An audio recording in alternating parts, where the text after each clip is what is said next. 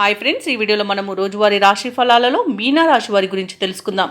అంతకన్నా ముందు చిన్న రిక్వెస్ట్ ఫ్రెండ్స్, ఈ వీడియో మొదటగా చూస్తున్నట్లయితే లైక్ చేయండి, షేర్ చేయండి, అలాగే సబ్స్క్రైబ్ చేయడం అసలు మర్చిపోవద్దు. మీ యొక్క సపోర్ట్ నాకు ఎంతో అవసరం. ఇక మీనరాశి వారికి ఈరోజు చూసుకున్నట్లయితే సోదరులతో ఏవైతే భూ వివాదాలు నెలకొని ఉన్నాయో అవి పరిష్కారం అవుతాయి.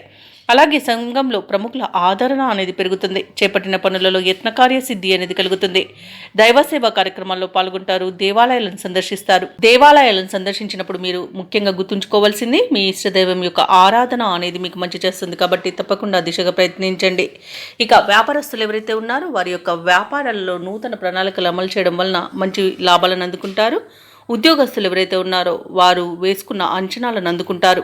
చిన్ననాటి మిత్రుల ఆగమనం ఆనందాన్ని కలిగిస్తుంది. విలువైన వస్త్ర ఆభరణాలను కొనుగోలు చేస్తారు. అలాగే ఈరోజు మీనరాశి వారు శుభవార్తలను అందుకుంటారు. ఇక ఆస్తి పంపకాలలో ఆస్తి లాభ సూచనలు కూడా కనిపిస్తున్నవి. కుటుంబ వృద్ధి కూడా ఉంది. ఇక నిరుద్యోగులకు ఉద్యోగ ప్రాప్తి అనేది కనబడుతుంది. ఇక వ్యవసాయదారులకు పంట లాభం అనేది కనబడుతుంది. ఇక ఈరోజు ఇచ్చిన డబ్బు తిరిగి రాబట్టుకోగలుగుతారు. సత్సంతాన ప్రాప్తి అనేది కనబడుతుంది. వివాహ ప్రయత్నాలు చేస్తున్న వారికి వివాహ సంబంధం కుదిరే అవకాశం అయితే కనిపిస్తుంది. ఇక ఈరోజు మీనరాశి వారికి ఆర్థిక ఇబ్బందులు తొలగిపోతాయి.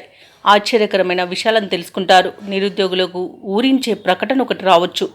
ఇక ఆస్తి వివాదాల నుండి బయటపడతారు. ఆలోచనలు ఏవైతే చేస్తున్నారో వాటిపై ఒక నిర్ణయానికి వస్తారు. ఇక పుణ్యక్షేత్రాలను సందర్శిస్తారు.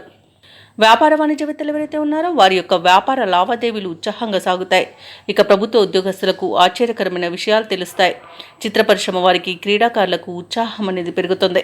విద్యార్థులకు అనూహ్యమైన అవకాశాలు అనేవి దక్కుతాయి. ముఖ్యంగా మహిళలకి కుటుంబంలో విశేషమైన ఆదరణ అనేది లభిస్తుంది. ఇక అదృష్ట రంగు గోధుమ, ప్రతికూలమైన రంగు నీలం, అదృష్ట సంఖ్య 7.